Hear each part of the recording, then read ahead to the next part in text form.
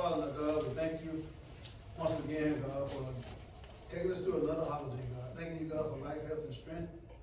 Asking God for your continued blessing on our lives, God. And God, as we conduct this meeting tonight, God, we ask that everything that's said and done be pleasing in your sight. These things we ask in Jesus' name. Amen. Amen. Pledge allegiance To the flag of the United States of America and to the republic for which it stands, one nation, under God, indivisible, with liberty and justice for all. I'd like to welcome everyone.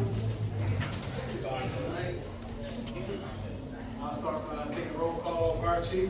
I'm here. Deputy Clerk Enzo. Here. Attorney Walker. Here. Public Works Director Curtis. Here. Town Manager. Here. Councilman Reggie Stacy. Here. Councilwoman Rachel Weeks. Here. Councilman Franklin is not here tonight. I'm here. Vice Mayor. Here. Good. All right. First item of business is the approval of this agenda. Make a motion to approve tonight's agenda. Yes, I would like to, make a motion to add, the calendar events for 2026 to the agenda. Add the calendar of events. Yes, sir, and Yeah, non-agenda item added to the agenda. Okay. Have a motion? I can't motion. Oh, you said you had a motion? I said, do I have a motion? Oh, I make a motion to, add in the calendar of events by region. Yes, second. I said, I have a motion and a second. All in favor? Aye. Any opposed? Motion carries. And with that, we'll remake the motion for the approval of the agenda. I make a motion to approve the new agenda for tonight's meeting. All right. I second. I have a motion and a second. All in favor? aye. Any opposed? Motion carried. Next item, approval of minutes from the council meeting from November 17th, I make a motion 2025. to approve the minutes from, 11/17/25. I second. Have a motion and a second. Any more discussion? All in favor? Aye. Any opposed? Motion carries. I see we do have some public participation. I see Boss Man John Meeks is out here. We'll call him up here first. I don't know about that. Everybody calls me more. He's still a boss. Good evening, honorable council. This is all close. It is. I mean, on trial. Just a reminder and an invitation that we will be having our Wreaths Across America ceremony on December 13th. Would love to have the town council there. We will start at 11 a.m. Awesome. We will have our ceremony at 11 a.m. at the Rosemary Cemetery, and then we will lay wreaths at Rosemary Cemetery and then over at Jim Milton immediately following the conclusion of the ceremony. It would really be nice, I'm not complaining, but it would be really nice to have some help over at Jim Milton, because usually I'm over there carrying the flag by myself. So it'd be great to see all of y'all out there at 11 a.m. And I also need to ask for permission to lay wreaths at Jim Milton Cemetery, because it is the city cemetery. I don't know if we have to do that by motion or by consensus. I think we can just do that by consensus. Yeah. I have no problem. I thank you for adding that cemetery into that, which, I thank you so much for what you're doing with that. It is a pleasure to see you out there in your respective place doing that. We try to do as much as we can for the community, so Thank you. it's a privilege to do. Count me in. I'll be there. All right. We'll see you guys at 11 o'clock. All right. Thank you so much. Thank you so much. Thank you. Thank you. All right. Mr. Paul Phillips, the next participation. Mayor, council, thanks for letting me have a second to give you guys a little bit of an update. This is, I'm Paul Phillips, and I'm at 534 North Court Street in Bronson, Florida. There's an initiative that's been going on that I wanted to give you guys a little bit of a debrief on. And at the same time, at the very end, I have a little ask for y'all. In a conversation a little over a year ago, it was discussed that, we're looking at some challenges within Lee County in terms of workforce being able to, get into Gainesville for one, or outside of Lee County, to get from this community to a couple other communities. With that said, the question was, as a result of a discussion with some folks that they've been at the job fair with, at the church, that had taken place in Bronson and whatnot, that a lot of folks that are seeking employment, if you will, don't necessarily have transportation to happen. And if they do have transportation, maybe not the funds, to be able to have insurance to be able to support that transportation. So with that said, a little seed was planted in my ear by Pastor John here from Bronson Baptist Church. And I went ahead and just kind of thought about it for a while and did some research and looked into support, if you will, as far as grants and programs and whatnot for funding for transportation within the rural communities. There's a lot out there, a whole lot out there. So as I began to look at it now in terms of looking at infrastructure and maybe a strategic plan and what the budget would look like and whatnot, it's a lot of work there in terms of being able to pull something like that together. So again, I thought about it. I contacted one of my directors at the College of Public Health, where I had gone to school in the past, and asked if something like this could be a project, for those master's students, if you will, at the College of Public Health, and be able to be a part of their thesis project, or bring it to fruition that way. And it was considered. I was asked to put a proposal together with a little bit more of a twist. So let's go ahead and add some, since this is public health, and add a little bit of flavor in terms of healthcare, if you will, to the proposal. Put a proposal out there to look at workforce enhancement for rural for Levy County, and also look at enhancing the ability for an infrastructure, if you will, for providing care for rural residents within Levy County as well. So a long story short, a proposal got approved, and then it actually got funded through a program at the University of Florida called a REACH program. And that is UF Research Engagement, Applied Consulting, and Healthcare. So the acronym is REACH. I have a summary here for you. I can give it after the fact so you can read a little bit about it. The program itself looked at increasing patient access to quality health services for rural communities, expanding and strengthening the rural health care workforce, and then leveraging technology and partnerships to enhance care delivery, and then also building local capacity to sustain improvements for health outcomes. So, with that said, there have been two groups, a master's group of students and a PhD group of students that have been working, one on a telehealth program for Levy County, looking at what it would take to start something like that up in terms of access as far as funding and everything you could imagine, to pull together something like that. And then also a transportation infrastructure, if you will, so looking at building an infrastructure to enhance local capacity for workforce accessibility, mainly into surrounding counties and also into Alachua County. It's in its infancy, but the group has gone now for several months at the beginning of this past term, if you will, and they will basically put a package together for the telehealth program and the workforce program, a package that's going to outline feasibility studies.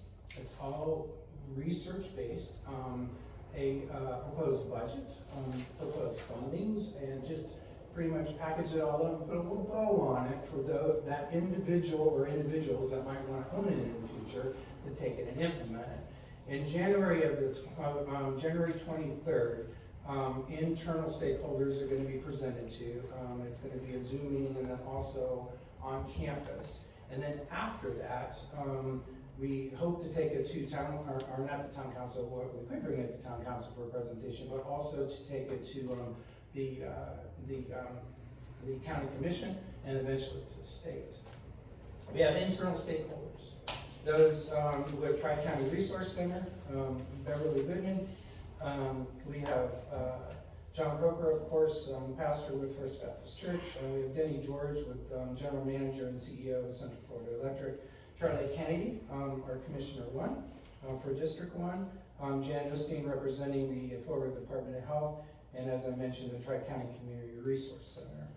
So the ask for this particular group is to consider either a representative or the council as a whole to also be an internal stakeholder for this, and for one or as many as you like to participate in that particular internal presentation on January 23rd as well. And then my commitment to you is to come back here periodically to give you more information and updates post that particular presentation and where it lands as far as this going through the community, and then also taking it to the state to see if we can get some support to generate these two programs. Should I have any questions? It sounds, it's interesting, I guess, not knowing the whole inner works, but anytime we can do something that is gonna be helpful to those less fortunate or needy, it's always something that's well worth venturing into. So, I mean, I'd definitely be interested in. Yeah. Yeah, definitely get us the information about the Zoom call, and then, if somebody wants to go participate Okay. live, that's fine. Okay. And I'm sure we can have a representative, Yeah. or I'll do it. Did you say what time? Is it 2? Yeah, 2 o'clock to 3:30. So one group will present, I believe that the telehealth group is going to present first, and then the second group would be the infrastructure group. Definitely. Great. Yeah. Yep. I'm going to go ahead and for council as well. Yeah, I think that's. Sure. Thank you very much. Thank you very much. Thank you. It's great.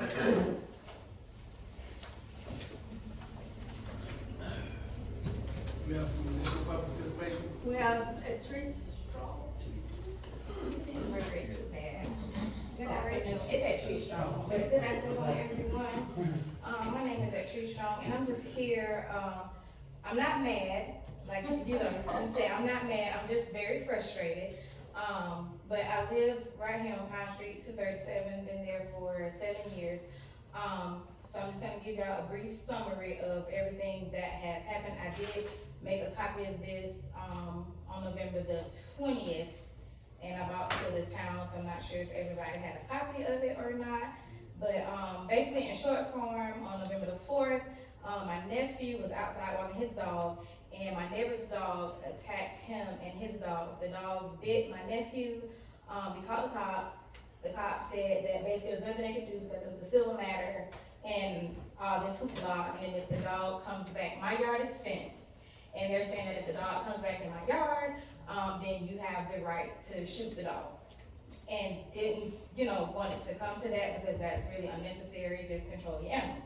So, on November the 19th, me and my daughter was outside. She was riding in a Power Wheel, and I was sitting in front of my truck, so I couldn't see the dog in my yard. All I could see was my daughter running towards me. And so when I get up from my truck, my daughter grabs me, and she's screaming, and then the dog, as soon as she grabs me, the dog is like right there on her back. So I have to sling the dart. I'm kicking at the dog, screaming at the neighbor to come get the dog. He doesn't come get the dog. Doesn't check to see if my daughter's okay, doesn't apologize, and it just was a big screaming match back and forth. And I will say, I lost it. I will say that. I was mad then. I'm not mad now, but I was mad then. So the next day, I went to county to animal control and showed them a picture of the dog, and they were aware of the situation that happened on November the 4th when the dog bit my nephew.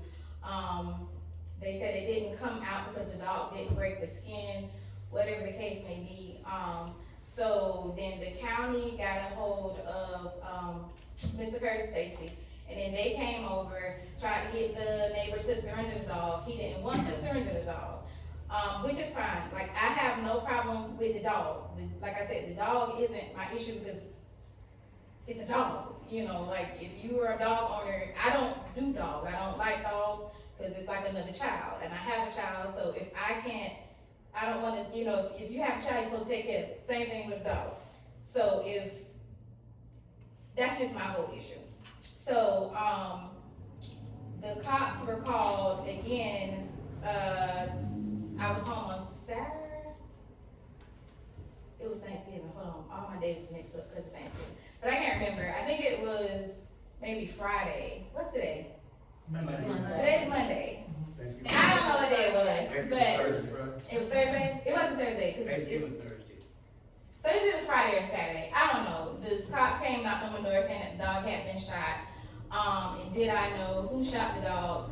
All this other kind of stuff. I told them I was in my house and where was the dog shot at? And they was like, oh, we don't know. We just said that it was down the street. And so when county came, they said that, you know, the yard needed to be fenced if he was gonna have a dog. First they said that he's not supposed to have a dog because it's some type of hunting dog or like herding dog. And it's a very big dog. Like it's a big dog. It's a livestock And dog. so now, you know, my daughter's traumatized. She's like always, mommy, we gotta check before we go outside, put the dog, you know, type situation. And again, like, I just feel like all of it's unnecessary and I wasn't getting any help from anyone. So I couldn't get any help from the town, I couldn't get help from the county, and I couldn't get help from the police. And then now that the dog has been shot, the owner, you know, is making a Facebook post saying like the dog's been unjustifiably shot, but he's not saying why the dog has been shot, you know, and I was like, so it's just stirring up, it's just making more issues, and to me, I just feel like it's very unnecessary. So I'm just here to try to get some type of resolution, some type of something, because I don't, you know, feel like it should be, you know, a shootout over a dog, you know, because tensions get high, you know, and all that kind of stuff. And I just feel like it's unnecessary, and I feel like the situation is gonna escalate to something that it don't have to escalate to.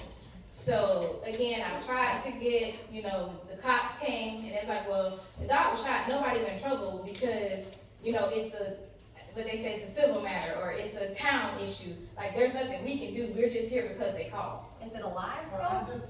I don't know. Yes, it is, but I just wanna say that I have seen the dog try to attack somebody else myself, personally, visibly, saw the whole thing myself. And the dog does not like bicycles either. No, and Well, your neighbor George came and spoke to me personally and asked me to handle it. I called Curtis and Curtis was in the middle of handling it. Like it happened to be at the same time he was but working on it. yeah, it's not him. And then I heard that the man's mama told him to either get rid of the dog or get out of the house. Yeah. And that's where I the believe story that was left his- off with me. I believe that was his Landlord? I heard it was his mama.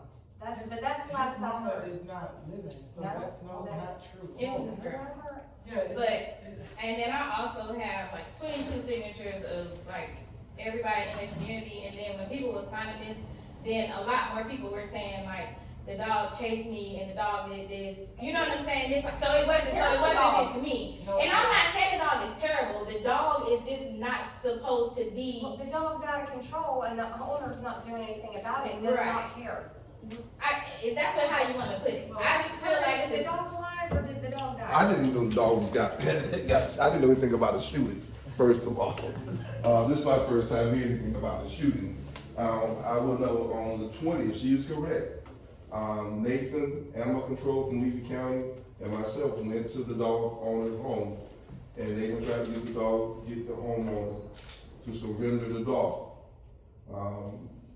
I called his grandmother on speakerphone, and she gave him some instructions. Either he had to need to leave or get rid of the dog or both. And that was on the 20th, I believe. So I don't have any other information concerning the dog, but the dog, you know, So he's renting from his grandmother, yes. Okay. and he has a lease? No. Does he have His a grandmother lease? is here, I don't know. And then the other issue also, Does he have an actual lease? It was, but I don't think it's still in force because it's been so many years. Cause I'm trying to think of the legal issue here. Well, the and legal whether issue- the lease may have a clause that says no dogs, or, you know, Well, this is the problem. I just want to say real quick. First of all, I definitely apologize. I came and talked to you. Yeah, I thought, yeah. I apologize that you had to go through it, especially with your daughter. And it was sensitive to me because I've been there, you know, and actually I didn't waste no time with my dog. And it was my dog and I loved it and dearly. But he growled at my dog. You know, and I probably shouldn't say this out loud, but he didn't growl more because I didn't let that be the case. I mean, my daughter was way more valuable to me than a dog. Now, what we're dealing with in town is when we came in, the city of Williston dropped us from any animal control services whatsoever. And the county used to have a contract with us, and they decided they didn't wanna pick up the contract with us anymore because they may have to do it for another city. And, so we are on kind of borrowed time with the county right now for some animal services. I did contact the sheriff's office to find out how can a dog bite a person, broken skin or not, And and nothing be done. I mean, no way that should have happened that way. They claim that's because there was no broken skin, and I still don't believe that, and I don't trust that one bit, because if that dog showed that type of aggression, and maybe you just had tough skin, Right. but a dog show that type of aggression and bite someone, and then with your daughter being right there in his clutches, just like he was in your clutches. You know, I struggle with this, and like I say, I've been trying to find a solution for the city as far as handling animal services and doing animal control. And it's something that we definitely gotta take some responsibility and just make sure we get this fit handled. And I can assure you that it's a priority to try to get that part of it handled. Now, the personal situation, we can't do nothing Right, about that and part, I'm but, fine with and it's unfortunate. But, we definitely wanna try to get a solution. If shooting the dog was the answer, then that was the answer. I mean, I hate to sound ruthless, but, I mean, if you got a dog running out here chasing people and biting people, then either a fence or a new home or something needs to be considered. And, I'm glad it ain't on Main Street, all I can say. I'm just being real because I got 19 grandkids, y'all. Yeah. So it probably wouldn't be a good idea for them to run at Las Vegas. So, but we are trying, I promise you, and I told you that we're definitely trying to find a solution for animal services. And that's really gonna be where we fit, is the animal services. Right. Part of I guess the lease and the personal stuff, everything doesn't. In the previous years, we have sent out certified letters, explaining what has been told to town hall, and that Mr. Curtis, I'm sure you know, I've received one of them letters before, so I know for a fact that they did do that. I think we need to jump on the ball on that and get one sent ASAP, so that we have verification, that we have let them know that this is an issue. That way, if we have to follow up with anything, that we can. But it was followed up with law enforcement, so I mean. I understand that. And that's the thing, so, and then when I went to the county, for the animal control, you know, he was saying, you know, the only thing that he could do if he doesn't surrender the dog, he was like, there's already 4 citations. One, the yard isn't fenced, the dog isn't, you know, either tied or whatever. And I can't remember what he said, but he basically told me like 4 citations, like off the top of his head. So he's like, so if you don't surrender the dog, then we'll just keep coming, you're just gonna keep getting, you know, citations or whatever. And then he was telling me, you know, and then if something happens, then homeowner is gonna be liable. And again, like, I don't want it to even have to go, you know, to even get to that point. Because I love Miss Barbie and Sheena, and to me, you know what I'm saying? So I'm not gonna try to sue her or anything like that. I just need to know, like, what can be done to rectify the situation so we can all live peaceably on Pine Street. That's it. Well, and Trace, unfortunately, what you don't wanna happen is what's gonna have to happen, because he's not controlling his dog, Right. and he's the problem. Right. And you can't make him, Right, be like happy and do what Right. he's supposed to do all of a sudden. Right. He's just not going to, Right. clearly, because he's been told and told and told, So, so. I don't wanna shift the blame, but I do wanna point out, I saw council, I was going to put up the statute, which is Florida statute 767.11 addresses this, that, in areas not served by an animal control authority, the sheriff will carry out the duties of the animal control authority under the statute. And then the requirements of that statute are that if a report is made that there's a dangerous dog, and it goes on to define dangerous, one of the definitions is, a dangerous dog is a dog that, according to the records, has, when unprovoked, chased or approached a person upon the streets, sidewalks, or public grounds in a menacing fashion or apparent attitude of attack, provided that such actions are attested to in a sworn statement by one or more persons dutifully investigated by the appropriate authority. And then it has a procedure for after the dog's deemed to be dangerous, that the dog, you know, that it's a crime if the dog attacks anyone again, and, Can you email that to me, please? I mean, I'm looking at our code right now, I mean, it obviously, it would fall under a nuisance, because nuisance means commission of any act or omission of any duty which either annoys, injures, or endangers the comfort, health, repose, or safety of citizens of the town. So, I mean, I could send them an enforcement letter, but what am I gonna say? What Say that. are you, Yeah, what are exactly. you? I would definitely get on the ball with that, because What Mr. we're Rollins already said. behind with that certified letter, and that's But gonna I just get. look at it personally, when we talking about blame, the statute just says sheriff's officer did something Yes, about it. That was very period. much so. That's point blank, period. Why didn't they pick up the dog when he got, you know, the nephew got bit? I don't, they just said because they asked, did the bite break the skin? They should And pick then him they up right said then. that that's why they didn't pick him up, because the dog didn't break the skin. But that's what the police officer told me. That's what the police said. I'm not saying that's what the county said, but that's what the police officer said. That's why they wouldn't come pick the dog up. I'm not sure. I think we need to reach out to the sheriff's office again. I need to reach out to a deputy, not sheriff, but we just need to reach out to him again and talk to him about this thing, because, I mean, that's just something that shouldn't happen. And, that would've been so easy just to put them to call the county, animal control services. And since we are still on the contract for the most part, and they could've came and handled this situation, they dropped the ball, and if somebody would've really got hurt, And that's my whole issue. I they'd have been liable too. Well, that's kinda how they did with, like, personal charges, like, with human. They wait till something happens, severe. Yeah, they did that, yeah, I just went through that, yes, you're right. Mr. Beecher can be a good one to talk to about this kind of stuff. I wanna say I was told Officer, I'll get his name later, but, Lenore told me the name of the officer that handles, I guess, these types of situations. I'll get the name and I'll send it to you.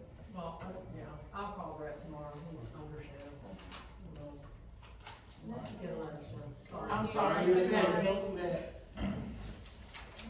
That is all I have for public participation. Okay. Information line, we wanna look through those, I mean, we can quickly, Lincoln County Comprehensive Plan workshop is tomorrow. If you got emails, an email about that. The Bread of the Mighty Food Bank. And I got a call from the officer hires, lieutenant hires about this, because they ended up out on 27, the last Bread of the Mighty Food giveaway. That cannot happen, and they changed it where both lanes were going in. And Lieutenant Hires said that needed to happen again on December the 5th. We are gonna notify residents that live on that street of what's gonna happen. And I don't know if they're gonna change their mind. Mr. Witt is not happy about it because he can't get to the park so easily, so I don't know. But that was told to me by the sheriff's department that they would do that on December 5th. we just opened the back gate, correct? Is that my bad? Well, the back gate is being utilized for, they come in, you know, and right probably about, 30 yards before you go out the back gate. That's where they're setting up to give people the food, then they're going out. The problem is that, you know, due to unseen circumstances, that the traffic is backing up from 27. All the way to 27. Trying, you know, people trying to get into the park. And this is the thing too, that, you know, we allow the Mighty Food Bank to use the park.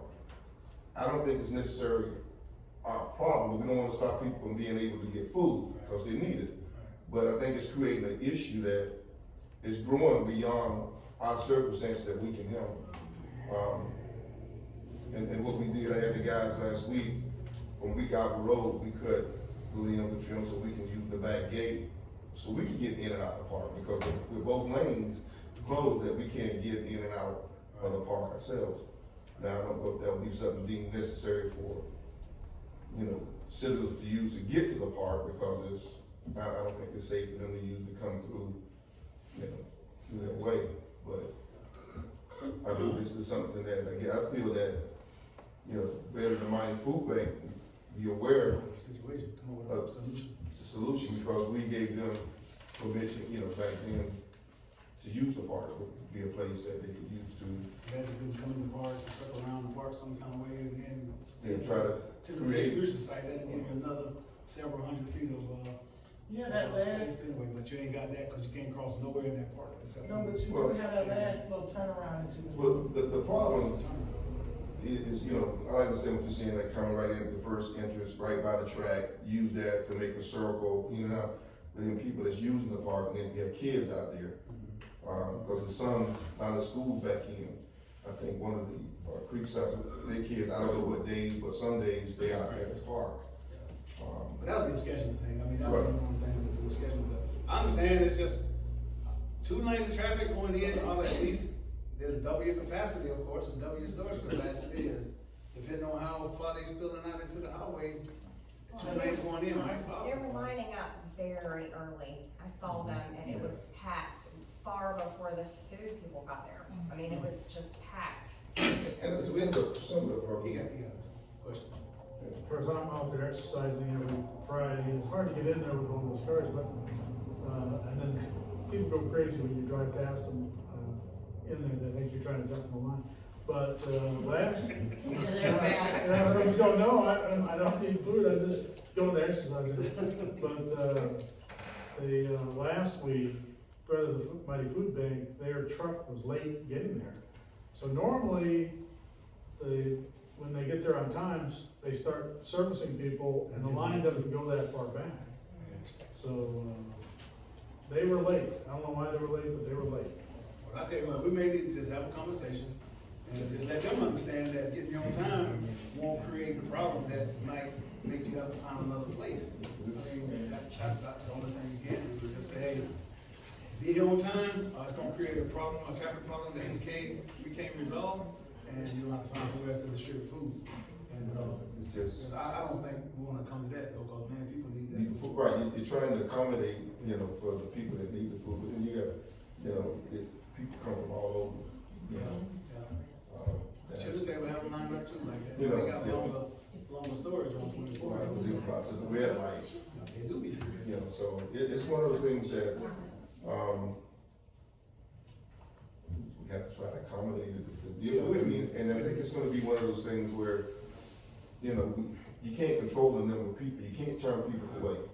And, even if you're using 2 lanes, it's gonna be a problem when people are in both lanes coming off 27, because the traffic will still be backed up, now you got both lanes. Nowhere to get on. If they're trying to turn to get into the park. I don't know if they're gonna give, voice, or that somebody come, be there to direct, that may help. He said voice would be there. That would help facilitate, somewhat, but it's still gonna be I think we got 2 lanes going in now, we done doubled the amount of storage for the storage, for the traffic, so let's just see how it goes this time, and then we'll see if it need to be. Yeah, he said this was only for the December 5th distribution. After that. All right, appreciate it. It's up Thank you. Thank you. The zoning hearing before the next meeting, don't forget about that. The Bronson, Community Health Fair, I've got flyers, folks, to take, for the Community Health Fair, that's gonna be, January 24th, 2026. And the, breast cancer screening, the mammograms, you need to make an appointment for that. It's free, you don't need insurance, but there's a phone number to call to make an appointment, okay? So if you're handing these out, make sure people know they need to, call and make an appointment for the, mammograms. And that's all my information. Next item of business, I've sent this to you. It's just a social media policy. We did not have one in our personnel and records, and I had some, just some recent, information and things that brought it, kind of to light, and so, I asked Attorney Walker Bullock to look at it, and he kind of came up with this, policy. And just for the record, it's really a personnel policy for the employees, but I just encourage everyone, especially any public person that's holding a public office, be careful with the things that you post because they define you, but they also define the town. You read that out loud so I can see it? Here, policy, you got policy? Yeah, it's a copy. Here's my copy. Huh? It's in there. It's not in it? So I said I can give you my copy, No. if you don't have an extra. I read through it, I think it's really good. It's pretty basic still, you know, one, social media is still rather young. For that reason, the laws surrounding it are still pretty, you know, the courts haven't extensively ruled on, different things. So it's kind of a preliminary, we can, evolve as time goes on. It seems pretty thorough, it covers a lot of things. Thanks. Do we need to make a motion to adopt that? Yes. Yeah. Okay. I make a motion to adopt the social media public disclosure policy. Discourse policy, excuse me. Second. I have a motion and a second, any more discussion? All in favor? Aye. Any opposed? Motion carries. Next item, Public Works Director, we got discuss a leak. I think, the leak has been repaired. I think we will need to see where the money could be moved to take care of the leak. I know some, this was an emergency,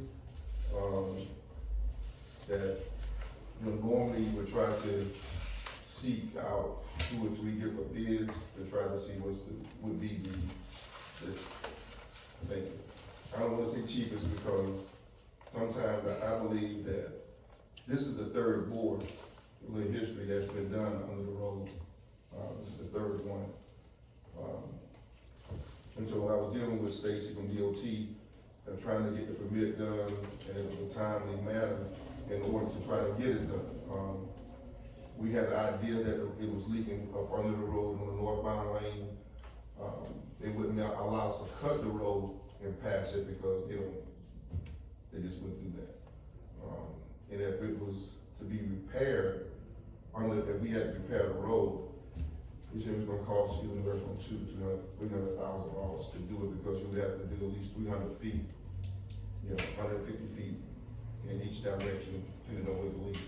So with that being said, we moved expeditiously to try to find someone that could do it. They bored like almost 180 feet. That's from one ditch all the way to the other ditch. They recapped the existing board. Thing that we found out from information that of the previous board said it was a 6-inch. Well, we got down to it was a 4-inch. And so they went ahead and did a 6-inch board under the road. They capped the existing one. And one thing about it, as soon as they started digging and getting down to it, the water started receding in the median. So it was a leak up under the road on the northbound side of the road. One thing you're saying about having one contractor come out, and number one, like you said, it was definitely an emergency, but these guys are very familiar with what's there because they had did several boards there, and so I went to the pre-construction meeting and I found them to be very, very competent people, and like I said, this had to be done in a hurry because just having to do traffic control, manage the traffic on 27 would have been about $5,000 to $6,000 a day. And you're talking about probably several weeks, so having to pull all that old material out, bring in dry material, new material, get everything compacted and repave the road, which is a super paved road, so you got several layers of asphalt that's gotta go on that road. So you're looking at a $250 million repair if we let that leak continue and don't get that dried out quick. So I appreciate Curtis because I went out there to pre-construction meeting and his suggestions was the suggestions that we went with, you know, to do the job. You know, just let me know that we got somebody in-house that's very confident in what we got, what's going on, and I appreciate it for that more than you know. So, Where was this in relation to the intersection? this was across from Robbie Cooper's, garage, but not the garage, but the storage area for his garage. Right across the street from that. About the 500 block of North California. Got a city water line that runs under 27 over? On the school too. Yeah. Water and sewer runs up on the 27th. It feeds, the main line is on the northbound side, but in order to get water to the houses, that's past Ace, you got like, from the 491, 577, 555, fire department, they bored up under the road, put a line up under the road to give water to those, residents on that side, and also with the sewer. So that's what's called the leak. That's why it's a bore up under the road too. How did you know it was leaking? Water everywhere. It was water, The medium- the ditch stayed full of water. Lots of complaints. What was, The water bill. oh, the ditch was full of water? The ditch stayed full. The And mowers. this is the thing, purposely, I think it had been leaking for quite some time, because, you know, I had them monitoring the wells. Nobody was complaining about low water pressure. We wasn't pumping, over the amount of water that we pump every day. So, once we found there was some steps that we did to try to make sure there was a leak. And then once they started digging the water in the medium, you could see it boiling under the road, so it was a leak definitely up under the road somewhere. And I did reach out to a couple of companies, but they couldn't come in a time frame to give a quote, so it was, like the mayor said, it was, one of those things where paying what we paying now, or paying $40 million, if that could be the case. Do you remember how much you That was paid enough for me. last The time? state of Florida came in and said, this repair probably be $250,000 if you have to do it. So that was enough for me to know this was an emergency. So this was something we just couldn't sit on and see if we could come up with. But it was something you physically saw, water. Yeah, physically, yeah. In the Feet ditch. gonna get wet if you're walking in there. Yeah, it was wet. And then when they started digging the uncover the facility, water just, started coming up through there. So it was just, the water table was right there. That's crazy. Yeah. I want to say thank you to Curtis and his team for working until about 11 o'clock that night Yeah. to get that done. I passed through about 8:30 and thought, okay, well, we'll let y'all have it. I think we're lucky too that Forsyth is located in Anthony. We didn't have to have somebody in Yes. Miami or Georgia. Atlanta or. Yes. The closest next one was Georgia. You were right about that. That was a blessing. And 50,000 is not great, but 200,000 is not great. Total cost was $23,500 for Board's Lake. So they have to jack and bore underneath the highway, is that? Yeah. Well, that was something. 180 feet, 6 inch, which is a lot.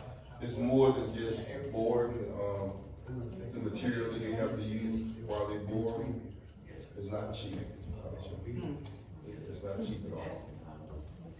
Because I was curious in how they was gonna do it without, filling the holes up, but they have to put a liquid in to harden it as they bore, and boring 175 feet with 6 inches is long way.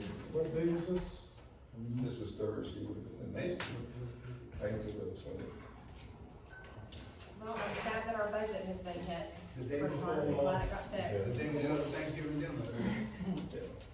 Oh, this was Thanksgiving, this was Thanksgiving Day? No, it was the day we had the Thanksgiving dinner for the Citrus Table. It's Wednesday. Oh, That's Saturday. Saturday. So we got Friday. They finished that Thursday night, Yeah. like around 12 o'clock. Yeah, so I week like- before I Thanksgiving. like the way you did, only notifying the people who were involved with the water shut off. That was good, instead of getting everybody in. There were only 5 Yeah. businesses and residences, so we were very lucky. Yeah. And, we good, we just, the money will come out of our water operating fund, and we'll just, if we have to do amendments later to make that work, we will, but do what we have to do. I appreciate it. And then, when you have some people that understand what's happening and that the time, be an emergency and, that's a weight, that I didn't have to deal with because everybody getting involved and everybody reaching out to get it done. A lot of times people don't understand, they want you to do this, and you don't really have enough time to do A through Z. Sometimes you just gotta make a decision to go. Appreciate you. Yeah. Thank you. For me, $43 You guys moved $43. quickly. For me, $43 was $43 when you talk about Yeah. what you might have to pay if this road fails, so. Yeah. And we worried about that. I sat down and watched the semis come past that area to see if we were gonna get some kind of movement on the highway to see how wet we actually were. So it was definitely something that needed to get done right away. So I appreciate you. Thank All right, you. thank you, Thank sir. you. Okay. Archie.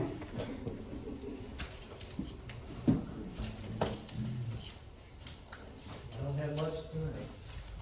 That's good. We'll take it.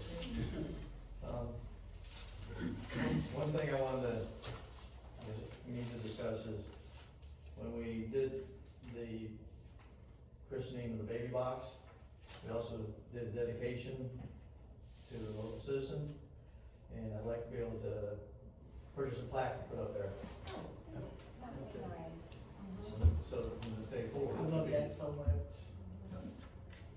I don't know what the rules are as far as how much we can spend or anything like that, but we just need to get some prices and. Yeah, we can look at some prices and it shouldn't be too much. And for the record, I just want to say that, Miss Virginia, during the dedication, thought it would be a great idea to honor, Miss Frida,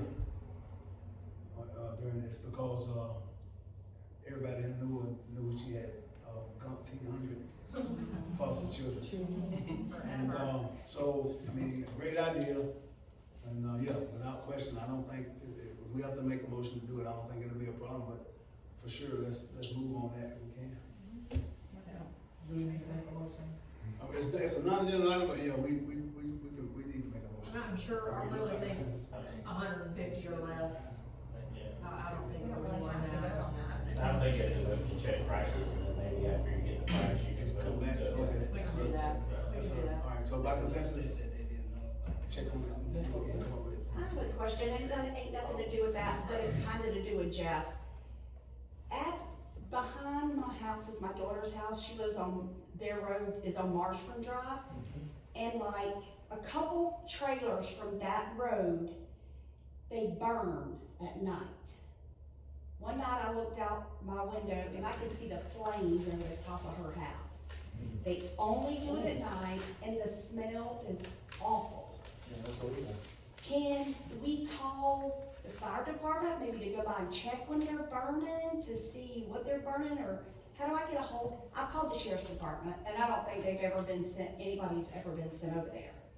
Yeah. And it just, sometimes it really smells like, I don't even know what it smells like. The only thing allowed to burn outside is natural materials. And our fields had a lot of grass this year, they're dead now, so one spark could get in that field and that grass is just gonna take off. And it's so dry. Can you email me the residents and their address? I don't really know which, there's two there, so I'll send you both addresses. All right, we'll try to figure it out. And there's a white wrecked truck sitting in the back in the yard.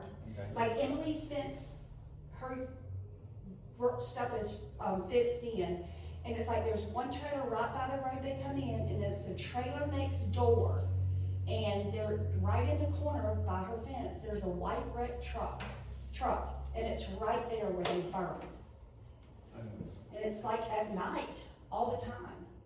Yeah. And like I said, some nights that flame is over the top of her house. Yeah, you can always call 911, because they're gonna send us out. I have, but I don't think they ever sent anybody, because I called twice. It's not Nathan, is it? Is it Nathan? No, it's not Nathan. Nathan don't live on No, Marshburn. he can't see, she can't see Nathan. No, I can't see Nathan from my house. Typically, Nathan is on call. things illegal burn, and they have to send somebody. So, I don't know, but I just wanted to know who I could call. Can I call you or y'all or? Or do you have to call 911? Probably easier. That would be the best way to do it, but if they don't respond, Yeah. If they don't respond, call Bruce. Okay, Then I'll call you. okay. I was gonna say, you can always call my cell phone. Okay. It's usually always with me. I will get with you. Okay, all right, thank you.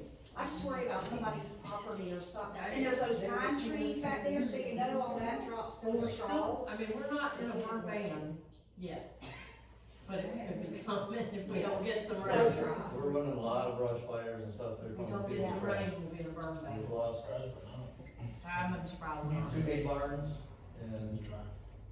some vehicles and melted some siding on some mobile homes Yeah. in the last 2 weeks, so it is dry.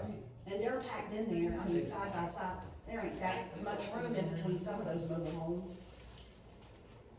I just worry about my field catching on fire. And that would affect a lot more people. The grass is probably that deep out there, and now it's dead, you know, from the cold.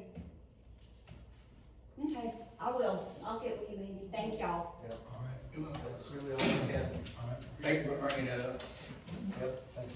Yes, sir. Town attorney. Okay, so I had an update on the LDR and comp plan changes.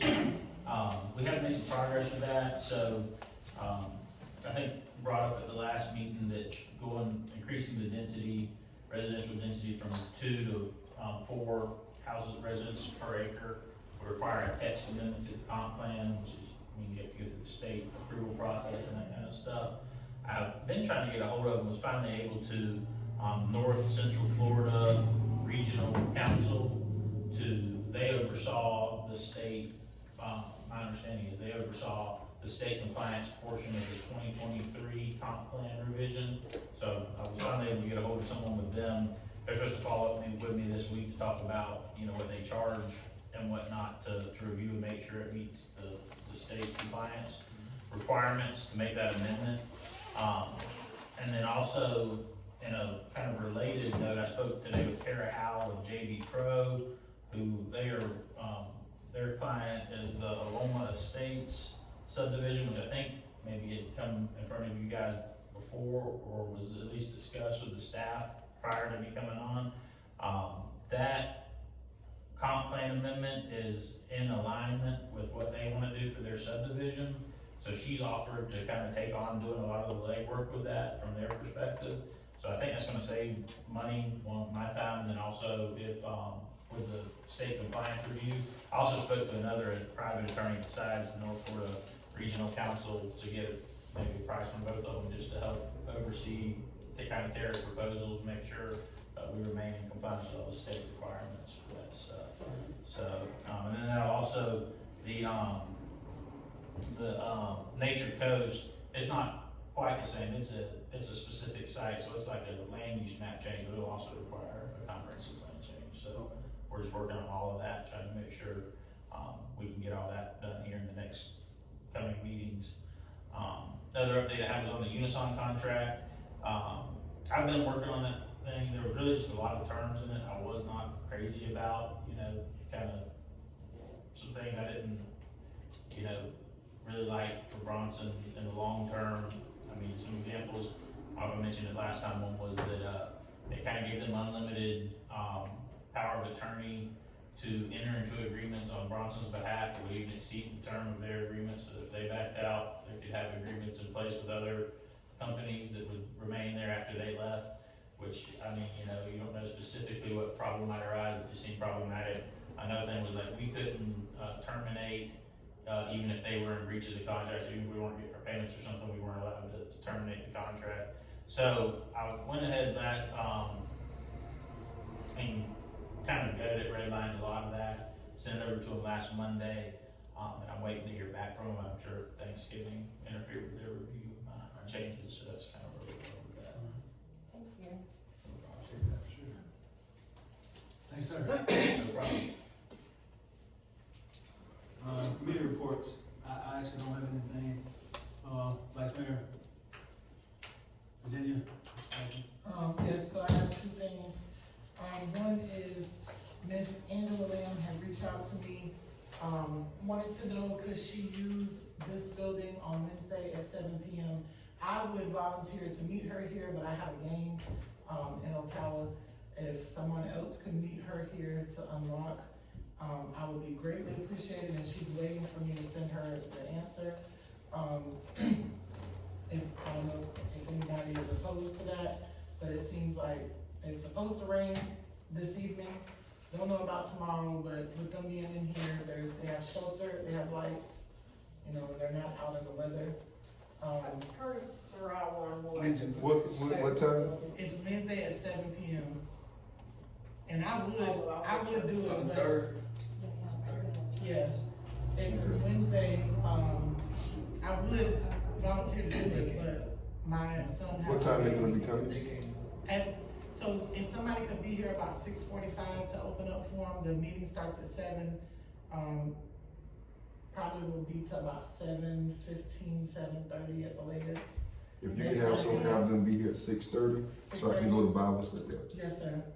We do it online, but have someone here at 6:30. Okay. I'll take care of open and close it. Thank you so much. I greatly appreciate that. Call remind me now, Wednesday. Okay. Or in the future, Wednesday nights are problematic. No, Mr. Curtis got it. And close it back. No, he gonna. Yeah, I can. Yeah. And then my second question was to ask about IT and to follow up and see how that is going. Is that pleasurable? Yes. Okay. That is, it's going really well from my perspective. There's still some things we're ironing out. And, you know, issues crop up, but it is so nice to just be able to send them an email help ticket and get a response that's pleasant and just, you know, they're wanting to know what you want. Yeah. And they're not telling you what you're gonna do. They're wanting to know, like, recently, I think let's look at the chief. I think the chief and I we both would like to use Adobe to be able to edit PDFs, and we don't have a license, so I just contact them and they're like, sure, absolutely, we'll handle it for you. Who needs it? You know, and I said, well, myself and the fire chief, and that's it. And so it's just easy to get stuff done. And what about you, Enzo? And they full of Oh, information. yeah. I mean, it's, everything is like that. You ask a question and they answer it to you without asking anything else. Like, why do you need that? I figured it was going better because we hadn't heard, but I didn't want to not let the public know that it was going better. Very. I just wanted to ask, have, anybody received updates from the, Fiber by Central Florida on when it's gonna be available to the Duke customers around here? They have kicked that can. Every time I have called them, I will call them tomorrow morning, I promise you, during my planning period. Yeah, I emailed George Buckner, the vice president. AT&T is getting worse and worse, like we almost, I work from my hotspot more than I do AT&T because it's out more than it's in. I didn't want this new stuff. I had, AT&T was so good, but then when I got this, I'm like, I ain't missed AT&T. Well, they said we got the old copper, like even our offices on it, it's terrible. I will call in the morning and see if I can find out any information. Again, I have asked him several times over and over again. Especially on Wilson Road. Got no signal. You talking about internet service? Yes. I remember y'all was saying about uploading documents, you have to leave things uploaded overnight. Yes, So ma'am. you would think they would make a priority to get it to at least the commercial corridor. Yes, ma'am. I think they are trying to priority this, because other things that's been kind of, I know some. They went that way instead of this Yeah, way, and they went the Duke old and town. Coles and stuff They like went that, that so. way. That's exactly There what was several happened. different agreements They that had went to that be ironed out with Duke and other people for them to come this way, so I know it was, I just remember one of those conversations anyway. Alright, anything else? That's all for me. Alright, Thank you. Yeah, I'm gonna give you just quick updates, nothing needs to be voted on or anything like that. I got an email, this is regarding W3C, and this is regarding the, $15,000, technology, thank you. Yes, that we talked about at the last meeting. That we received that information from Twofold Engineering, and they're the ones for the audience, they're the ones that currently take care of our system. So the engineers with W3C reached out to them to speak with them and kind of find out more information. And, so these are some numbers. It's good because it would help us right now with the capacity that we are using. We have about 700 water accounts, just to let you guys know. We have close to 700 water accounts here in Bronson. Only about 200 of them are currently hooked up to the sewer system. So right now, knowing that, we are at, we use 27,000 GPD, and don't ask me what that means. The capacity of the tank currently is 83,000, so we're using 27,000 of the 83,000. But we have a grant out to hook up 230 more accounts, and I am working with FW3C. I'm trying to barter a little bit and get more from Bronson. Trying to get the rest of our accounts hooked up. If that happens, for free. If that happens, then we would be at 94.5. Now our capacity again is only 83. So we would be over, which means we would need to add a second facility anyway if we do not do W3C. We will have to add more facility to our existing. So that came through and they all agreed on that. This was a conversation between the two engineers. Twofold also said that they didn't know anything about the BMAP. And so anyway, that's information that's important, and I'm just giving you information. When I opened this email to read it to you guys just a few minutes ago, there was a reply to me from one of the other engineers in the group. Her name's Amy, and she said that she understands my concerns. I told her that Bronson wants zero debt, and we need to know what's in it for us, because right now my people are not seeing that this is good for them. And so she reached out to the DEP, and they would be more than happy to come do a workshop for the town of Bronson to talk about Bronson's needs and CUP permitting process, evaluations of potable water supply, etc., all of the engineering firms. So this is something that, although we are not voting right now, we do have an agreement on the table that will have to be signed by when, do you know? I think January. End of January or so. The latest, right? Yeah. Is my understanding. And so these are things that we have to really discuss, and maybe not tonight, but just I'm giving you information to think about. We have to discuss this, and we're going to have to make a decision whether we sign that agreement in January or not. So we have to pay attention to all of the details, and we can't just dismiss any information either way. Another thing that's good, the timeline right now, we're about 3 to 4 weeks away from getting to be able to test the water. And the great news is we're very dry right now. So the test should be very accurate. We're not overflowing with water. We haven't had a ton of rain, is what I'm saying. So our aquifer is not overflowing. I went kayaking the other day and the water was super low there. And so our water's low. So if our water table drops during this test, then that will be the telltale sign, is what I'm getting at. Does everybody understand why? So they're testing at the perfect time. Testing is supposed to happen between 3 and 4 weeks, which clearly means January because we're into holidays again. Why does testing keep getting pushed back, do you know? Yeah, well, they sent me another letter that's very long. Okay. Yeah, I'm Just gonna forward it to me. Yeah, it was just an update of like how they're gonna finish drilling and how they have to put this huge thing into that drilled hole, and then they have to put pipe all the way down through that and reach the water, test it, and send it off to labs. So this is not a quick process, but they know that I am not comfortable signing anything until that test is done, and I've been able to present that to the council here, and we've had time to look over information, and this council has had time to vote. That's it. Yep. Councilman Stacy? Yes, sir. First we start off with, our Cookies with Santa event that we're gonna have on December 20th, in the Dome Cobb building here. That will be from 12 o'clock noon to 2 o'clock. Santa will be present, also photographers to take pictures.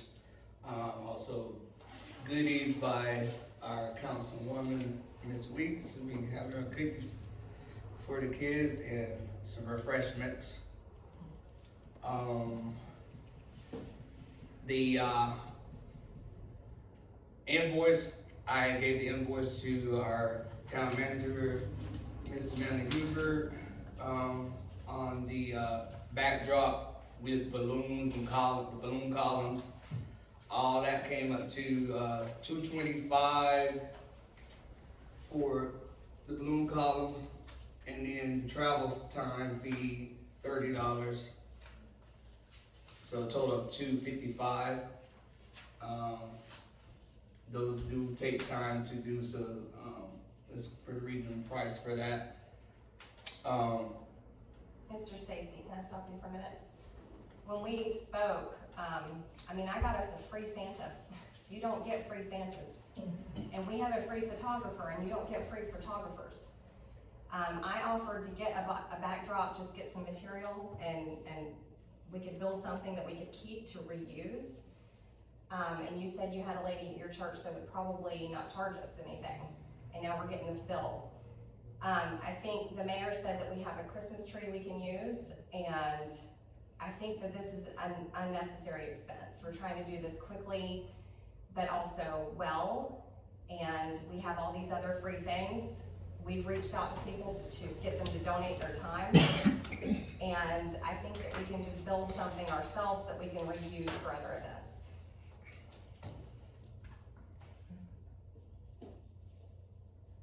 Well, I don't know if it's already been paid for or not, so has it been paid for, this, I don't know, we would not pay it until the event. We don't prepay. You just put already deductions, cause I see we already. Well, it's proposed expense. Okay, so it's not, it has not been looking out or written.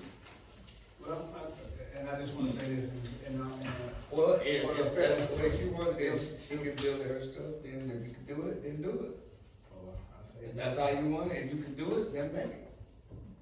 But I'm just saying, I put out the opportunity for it to be nice and, real presentable and look good, and, I don't think we should have nothing, to just throw it together. So if you can do it and make it look nice, then so be it. That's all I do is make things look nice all day long at my job. And I can do it. So I have no problem with that. So I can give the young lady a call and let her know that either we're gonna go with it or we're not gonna go with it, so that she can put some other dates in her schedule, and not be a waste of her time. Yeah, the cookie, I'm donating the cookies. We are getting, hot chocolate and candy canes, and we're keeping this a low expense item, and I think that's where it needs to stay. We don't need to waste that money that you could use on another event that's bigger. These kids do not care what the backdrop looks like, Reggie. They don't care at all if they want to see Santa. They want to give their gift list to Santa and get home. Alright, before we go any further, I just wanna say this. You made a proposal, if you wanna get a motion in a second to present the proposal and vote on it, we do it that way. But if you agree or okay with her, being responsible for building the backdrop, then. It should be no distress, I just don't want you to think it's been closed off to you in that way, so, but if that's what we agree to, and if that's what you agree to, then we can leave this alone, and we want to be That's right. As long as we still have it. So, but if you want the decoration and you come in here and spend time to it, then that's your valuable Well, it's time. gonna be simple, but it'll be done. That you do to it. We don't need to spend a lot of money on that. We'll make it happen. Alright, so we'll go with Rachel decorating. Next on the agenda is, I do have also, this is gonna be included in the, 2026, events calendar, I have put together a package, for the, council, so that you can see these events on all the particular dates of the, year for next year, which will add the, fireworks in here.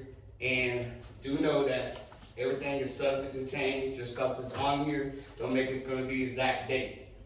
This is the tentative date. So I do have a cover letter for you as well, so you can see exactly where I'm coming from.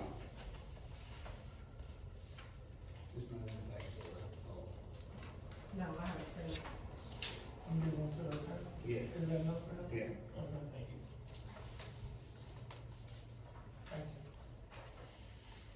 Look at Eddie. You see Eddie the eagle?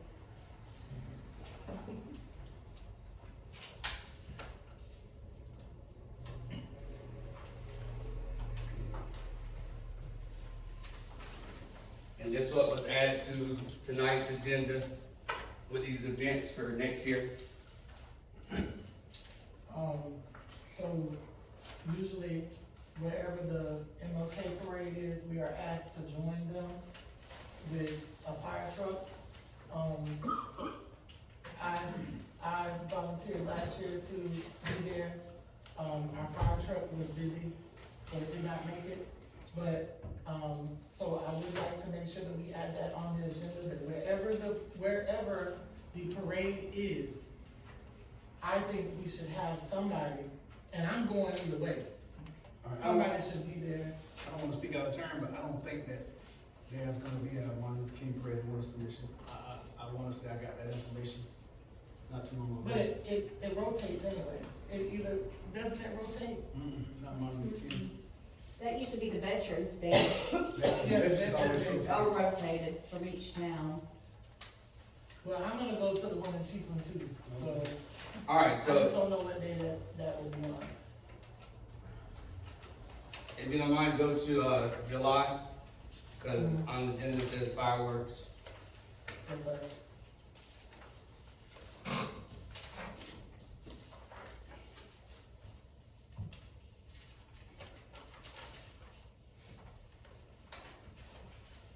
All right, as you see, this year, 4th of July will be on a Saturday. Normally Willis gonna have their fireworks on the 3rd.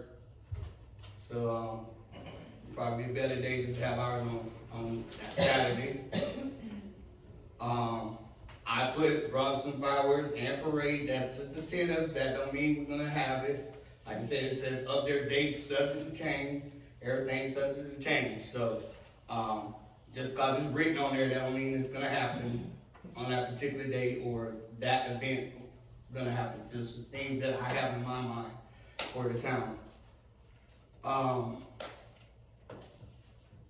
And with the fireworks, I see with the budget, and I'm asking for if we, cause I definitely do not wanna go without not having fireworks for 2026, since we didn't have them last year, since that's a great, turnout for Bronson.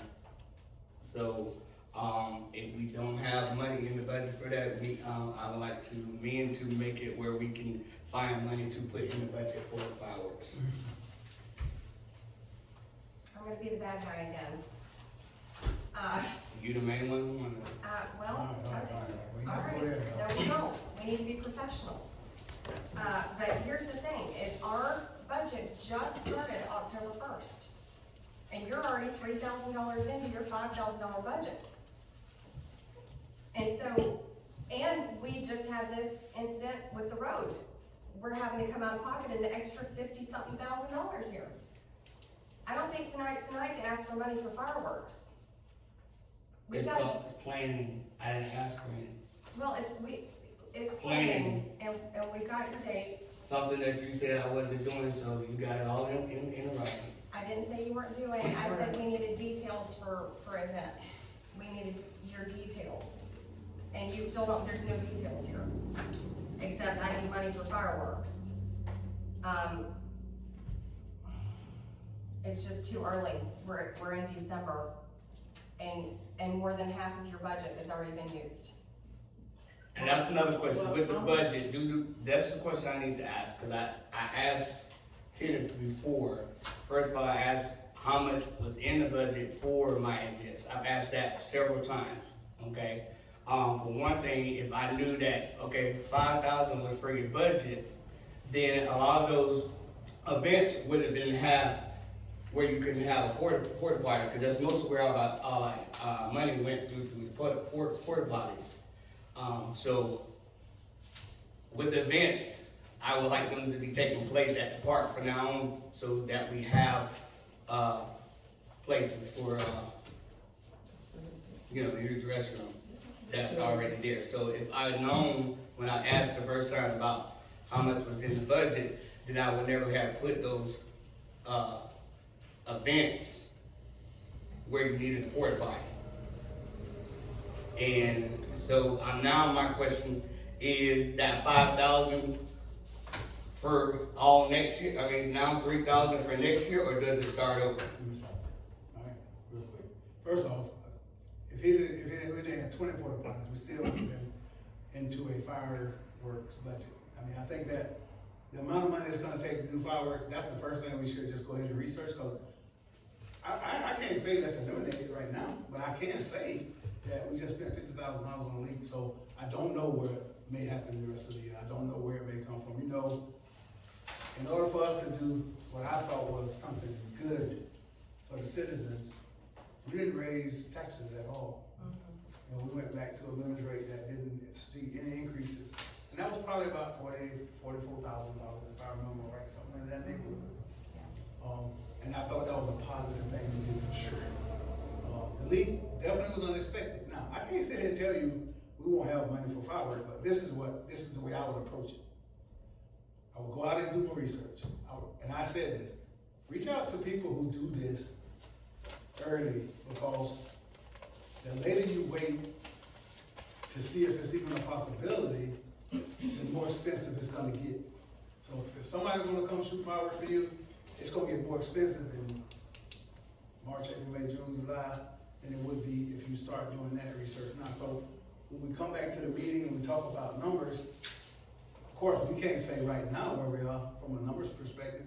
We know we got money in general fund, we know we got money in different places, but we also don't know what we may run into down the road. So if it was me, I would go ahead and reach out to find out, because you ain't talking about $5,000. $5,000 ain't a drop in the bucket when it comes to what you're going to have to actually do fireworks. You might be talking about $25,000. You might be talking about $30,000, honestly, to do fireworks. And I can't say we don't have it or won't have it, I don't know. But I can say that that's where we need to go first. I don't want to eliminate anything right off rip, because we don't know yet where we may be down the road. We may not have anything else happen, and we may be able to have a surplus somewhere that we can do a budget amendment and have fireworks. All right? Am I gonna lose sleep if we don't? I'm not gonna, but I really am not gonna. But I know that it's something that people take to heart for real, man. I got called some really bad things when we didn't have fireworks last year. But you know what? I slept good, because I knew we was doing the right thing at the time. Okay? I'm not gonna sit here and say we broke, because we're not broke. We spent $50,000 a day this week, last week, on the water leak. That don't mean we did broke. We're not that. And I don't want that to be the thing that's put out there. I think what we need to do is do the research on what it's gonna actually cost us to do this at this point. Solidify some agreement with someone or somebody or something before we say no, but do that first. I mean, cause I ain't gonna sit and tell you, yeah, we're gonna be able to appropriate $30,000 to do fireworks. I can't say that to you right now, because I don't know where we're gonna be. But I can say, I would at least have my numbers so that we can bring that thing back in a couple of months to say, this is where we are. Do we have money that we can appropriate to the fireworks? And this is the reason why these things should have been done early. If this would have been done before we got through with our first budget, that money could have been placed there. Now, it might have been used for something else later, but it could have been placed there. But we didn't have that to go on, and we didn't place it there, so go ahead. So last year, I got estimates from several different companies that does fireworks. All of them were between $25,000 and $30,000 if they can't set them off themselves. Those were different packages, and to give you a heads up, the 4th is the most expensive day there is. If you have them on the 3rd or the 5th, the price goes down significantly. The reason we're on the 4th is because everybody else is on the 3rd. Right, So we. but I'm just telling you what was told to me. In previous years, we have matched with the fire department. The fire department put in 5,000, we put in 5,000, we paid 10,000 for fireworks. And then, Last time we did it was 15. okay, and then you guys set them off. So that's Their- why. Our fire department is not setting off. You can add another 10 or 15 to it, if y'all ain't gonna do it, for sure, so. But this This question I asked, if we've already had them before, then why we don't know how much they cost? We do know how much it costs, Okay, we just so- got to telling you what it's gonna be. So, My guy could have done it for 6,000, and he and the Baptist church fellow, Nick, were gonna set them off themselves. And that's what was gonna save us money, I think for liability, we need to have somebody certified. which makes it go way up. And that's why you've gotta call around and get prices, and then come to us with a price. and also there's other ways to look at this too. If we have somebody at the fire department who's willing to go through the classes are actually not that much. And that would add a certification to that firefighter. And I'm not saying they have to do that, I'm just saying that's a possibility. And that, the same thing with us training somebody to go be a dog catcher and giving them $1 more, same thing. But it's just at the fire department, and they would be saving us money while doing something that they probably wanna do anyway. Well, we could look into that. But that is a possibility. I'm not opposed, one thing about it, I'm not opposed to it, but the discussion tonight is kind of fruitless because right now we don't even know what it's gonna cost us to do it. Well, but for Reggie, I do understand why he's bringing it to us now, because if you wait too late, then everybody's gonna say, okay, well, we waited too late to talk about it. So at this point, he already knows where he has to start. But, Okay. yeah, because Thank this goes back to me telling him we need details, like, that, and that's what that's what Mr. Bruce is saying, is he's gotta call these people, and he's gotta get prices for us, and then come to the council with all of the information. Or it turns into this, and then nothing's decided on. Well, he's giving you a calendar Yeah, of that was his great. thoughts and what his plans may consist of. So that's an opening to Yep, the insight of what's going on in his brain. 100%. So that's good. 100%. yep. Now we just know where we need to go. And thank you for everything you're doing with events. There are things going on in this town that has never went on, and that needs to be said more. Because we, at some point, we have to start working together. Thank you. And we have to start bringing stuff to Bronson that has not been here. Like, it's a joy to see us celebrate things that have never been celebrated here. And if 3 people show up the first time, okay, 20 might show up the second time. 100 might show up the third time. I think that everybody has proved that they're willing to work to make everything a success. I don't think no one's against any events that's going on in this town. Now, everybody ain't gonna receive it the same way. Right. Okay, cause Bruce Greenlee ain't gonna receive it the same way as somebody else on here, cause I'm an old man, I can be at the house, I don't need all that. But I'm gonna support anything you guys do, and I have shown myself to be a supporter of what you Definitely do. have. And I've had what I feel like is decent advice on how to make it happen. I promise you, I can help you accomplish what you're trying to accomplish. But you just have to do it in a certain way. You can't just throw it on the table and say, this is what I want. I'm just saying to you, do some homework. I'll help you with the homework. I don't mind making a few phone calls to some people that shoot off fireworks to find out what it's gonna cost us. Now, when I bring it back to the table, I'm bringing back some facts. And we can make a decision based on facts. That's it. But we gotta do it that way. I mean, I'm just sorry, but it may seem that way, but people are gonna question things being presented when everybody in this audience pay taxes in here. So when you present something, they wanna know where their money going. But that's the only thing that's being said tonight, is we just need to know where the money gonna be spent, that's all.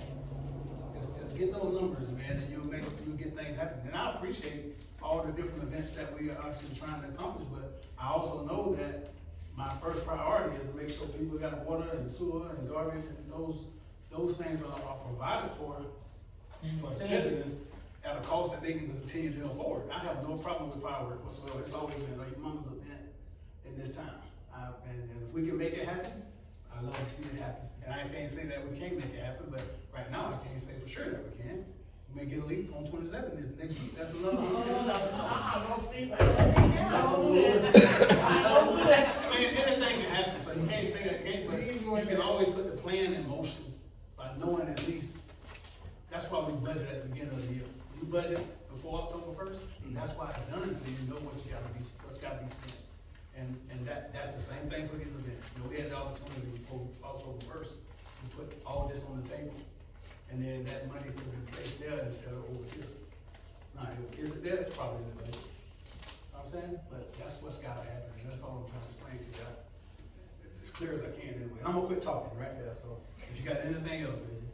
And just with, these events, we already have the banners, so that won't be no cost coming from the banners. Cause all we got the banners that you can reuse again to stick off the old letters. Oh, good. And, Change the dates.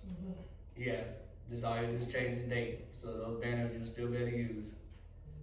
And, Good deal. pretty much it. Yeah, that's pretty much it. Nothing else? You good? Oh, can I add one thing? Our basketball team at Bronson is really, really, like, looking good.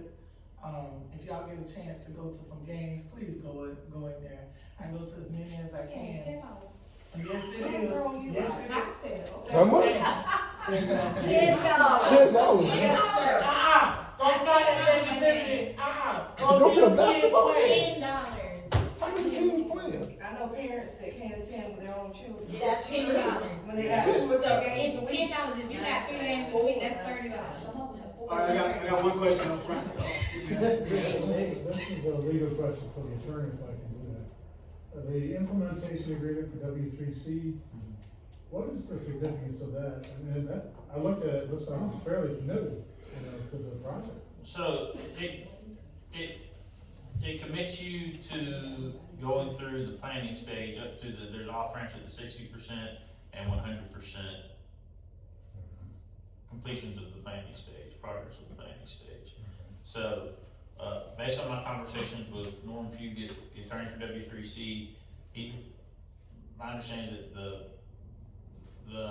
for the planning stage to go forward, it would be, funded solely by grants, where it's not out of pocket for any municipalities. So theoretically, you can go through the planning stage without any cost. Once you get to the 60 and 100% progress reports of the planning stage, you'd have to be able to make decisions about whether you want to stay in or get out, and would theoretically have more information about costs, future costs and stuff after with that part planned out. Who's supposed to let us know when we're to the 60 and 100? At the W3C committee. Rachel, What? are you gonna notify the town council? And Of course, I'm gonna notify, and some of them come to the meetings every I mean, month. I don't know off the top of my head exactly what the notice provisions were, but from what I recall, the way the agreement's currently written, we would get like actual notice that, and then you have, I think it's 45 days to say whether you're getting out at that point, so. Just for clarification, did you say when if you added those 230 additional accounts, that would push the sewer plant tank above capacity? Not the 230, it would get us, we'd be pretty close to capacity at the 230. If we finish hooking everybody up. Oh, everybody else. Well, there's 700 accounts. It's really not that many. Isn't there And I'm working on getting a second grant. I'm working with Chris at, Swanee River Water Management to get some more money so we can hook up everybody else for free. I told her, I said, if you want Bronson to stay in this, they need something. So y'all need to hand over some more money. There's a lot of infrastructure gotta be put in the ground before we can get people hooked up. A lot of money gotta be spent before we get to that point. Yeah. Even the 230, so we have years from having sewer at 60-70% probably. We years and years away. And think about how much is in the ground right now. It's not there. They didn't go in and put all the facilities in and then gonna come back and hook us up. All those facilities still gotta be placed. So we still a long, long ways away. And I struggle with the implementation agreement only because they haven't even did the test for it yet. Right. So don't even know if that's gonna be. If it don't make us commit, I understand. I don't wanna get into this conversation, but If it ain't making us committal, I understand that part of it, but I struggle with it just because are there facts, defects, are there facts driven by the success for them? I mean, that's all. But we'll leave it there if we can. You don't have the wholesale reach, do you? That's what I'm getting at, so, but without having I think everybody's. all the testing, that's what we Out of have. the Depends on the same grants.